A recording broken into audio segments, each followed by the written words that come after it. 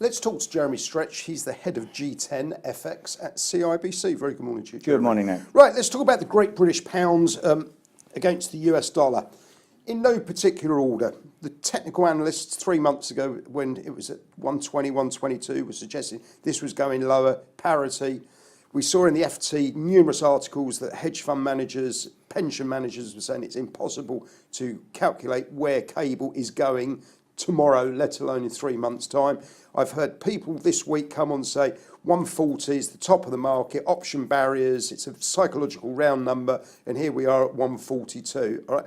Is it such a difficult currency pair to actually trade it and let alone have a vision of where it's going to be next week, next month, next year? Well, it is very difficult to trade because of the inherent political risks, and I think that makes it much more difficult to understand or to really forecast than many other currency pairs, because of course there is that overarching Brexit premium or penalty depending on one's point of view and which period of time you're in. Yep. And I think that's the scenario that's playing out. Now, I think it was fascinating, obviously, as we went into the end of last year, we saw the accession of the phase one talks in terms of the exit process. That encouraged the market to be a little bit more optimistic in terms of sterling's fortunes. Ironically, when the politicians went on holiday between mid-December and mid-January, that also allowed the fundamentals to get a little bit more of a traction. And so that provided an additional impetus, and we've seen investors starting to rebuild cautious long positions. As the market is increasingly read into some of the language from both sides of the equation, both on the EU and on the UK side, about the prospect of a rather softer exit than we perhaps feared, then that's just reduced some of that fear factor regarding sterling. And as the data in terms of the employment numbers yesterday were a little better than expected, that's enhancing the prospect of a little more additional impetus from the Bank of England. So it's providing a much more positive, much more constructive backdrop against what is also, of course, a very negative dollar one. And so in a sense, you look at the way that sterling's been trading against the US dollar, and sterling has been the second best performer in terms of the majors over the course of the last 3 months accordingly. But of course, it hasn't seen the same sort of demonstrative move in terms of against the euro. And that just underlines that it is partly the dollar side of the dynamic, but the fortunes of sterling have improved in terms of the fundamentals and or the Brexit political risks. So are you in the Nomura camp of calling cable up to 148 year end?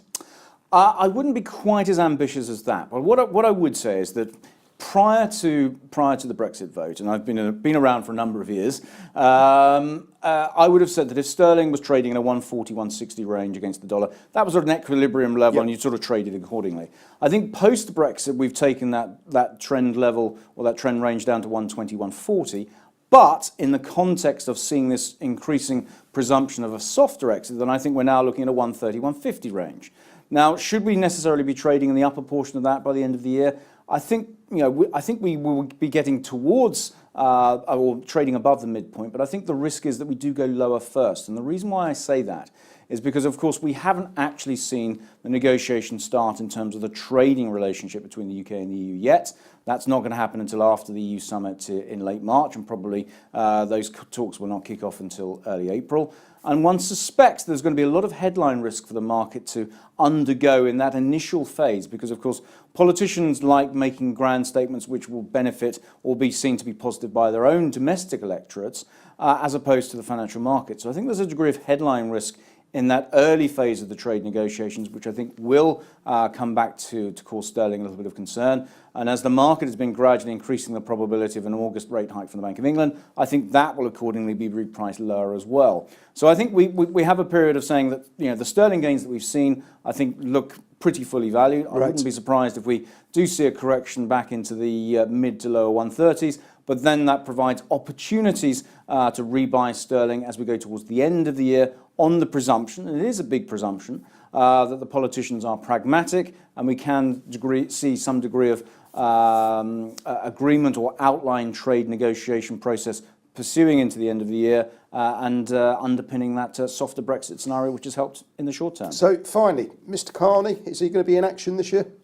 Well, as I say, I think it very much depends on the political dynamics. I think the market is as I say, has been ramping up expectations of a hike as early as August. I think that's probably unrealistic. I think if there is going to be a hike this year, then I would look for that in perhaps November. So after the EU leaders summit in October, when if there is going to be a formal deal put to the national parliaments, I think that will be the time when there is potentially an opportunity for Mr. Carney to once again just dab the foot on the brakes and make sure that the economic environment doesn't become overextended. Jeremy, brilliant stuff. Thanks very much.